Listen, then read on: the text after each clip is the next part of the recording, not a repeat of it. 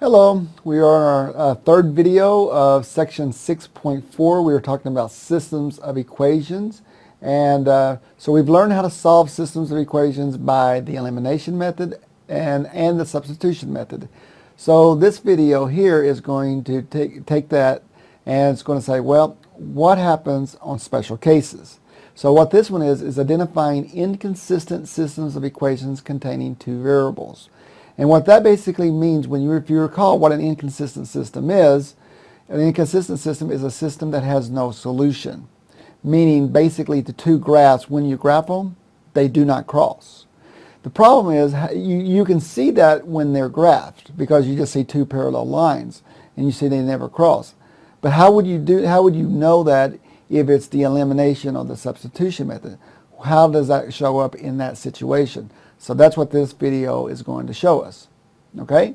So let's get started by looking at an example. It says, and here's an inconsistent system of linear equations. Now, let me forewarn you guys. You won't know the system is inconsistent when you first start on your homework and on your quizzes and on your exams. It will say, find the solution if it exists. So you don't know whether it's going to have a solution or not when you first encounter the problem. So what you're going to do is you're going to solve it like if it did have a solution. So let's look at this one. It's 2x plus y equals 5 and 4x plus 2y equals 8. Okay, if we look at that equation, so let's solve it. So we choose the method that we're going to use. Looks like we're going to use the substitution method here. So if we have 2x plus y equals 5, and then therefore if you subtract the 2x, y is equals to negative 2x plus 5. So we take the negative 2x plus 5 and substitute that into the second equation.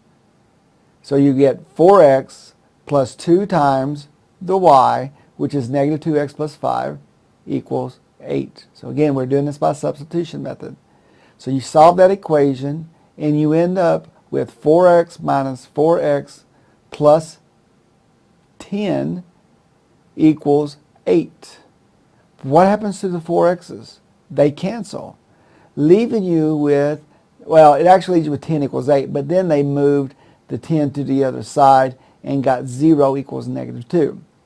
Now, technically, you could leave it at 10 equals 8 because either if you have 10 equals 8 or 0 equals negative 2, whichever you want to do, what happens is there's no x's. So you end up with a statement that is never true, no matter what. So once the x's are eliminated, one of two things is going to happen. It's going to either be the same number or different numbers. When they are different, like 0 equals negative 2, you get an untrue statement, which is never true. So that's basically a little red flag for this problem. It says, hey, this thing does not have a solution. So if 0 equals negative 2, no way. So that tells me that the equations are parallel. They don't cross. They have no common point of intersection. Okay? So you get 0 equals negative 2. So you get an untrue statement. So this is an inconsistent. This system is inconsistent. And it says, so what we do is we conclude the system has no solution and therefore it is inconsistent. Okay? Because the statement is false. Alrighty? So we look at it. Now let's go ahead and see this in a more of a picture point of view. So in other words, what I want to do is I want to graph 2x plus y equals 5 and I want to graph 4x plus 2y equals 8 and see what they look like. And here they are. Okay? So 2x plus y equals 5 and that's the bottom equation. And the other one is going to be, I believe that's right. Not the red one is the y equals negative 2x plus 5, and the blue one is the 4x plus 2y equals 8. Yeah, and so if you look at these, they're just basically running right beside each other. They're parallel, in other words, and they are not intersecting. If there's not an intersection point, they're not going to cross.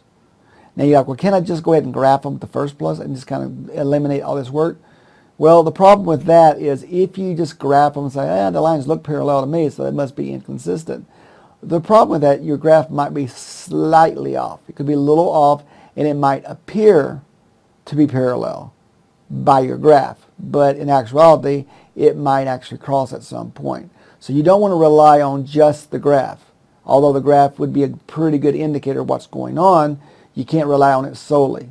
So you got to do the algebra. Now this problem can also be done by the elimination method as well. And what happens there is when you eliminate a variable, they both get eliminated and you end up with basically a number equaling a different number, which would be untrue, okay? Because the x's and the y's will both be eliminated in that case. So, all right. Alrighty. Now, so that gives you the idea of how to, and again, like you can do this, you can also do this by the elimination method. So you, on this one here, you would multiply the top equation times -2 to eliminate the y. But what happens is you get -4x minus 2y equals -10. And then when you add those equations, you get exactly the same thing. So you might argue, well, wouldn't the elimination method be a little faster on this one? It probably would. I think the elimination method would be a little quicker in this problem because you can just eliminate the y's by multiplying the top equation times -2, but the x's would get eliminated as well. Then you end up with, again, 0 equaling -2. The same situation that you have in the substitution. So you can make an argument either way. Okay? So, but that's it. That's pretty much it. This, and you're like, well, how would you write the answer? You would just say it's inconsistent. You're like, well, can I put no solution? Yeah, you can do that too. In my class, I don't care if you put inconsistent or no solution. It doesn't matter because really they mean kind of the same thing.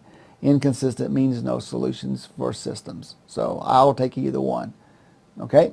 So, but again, like I said at the beginning, it said the problem is an inconsistent system because so you kind of know where you're going with this example because you knew it was going to be inconsistent in the first place.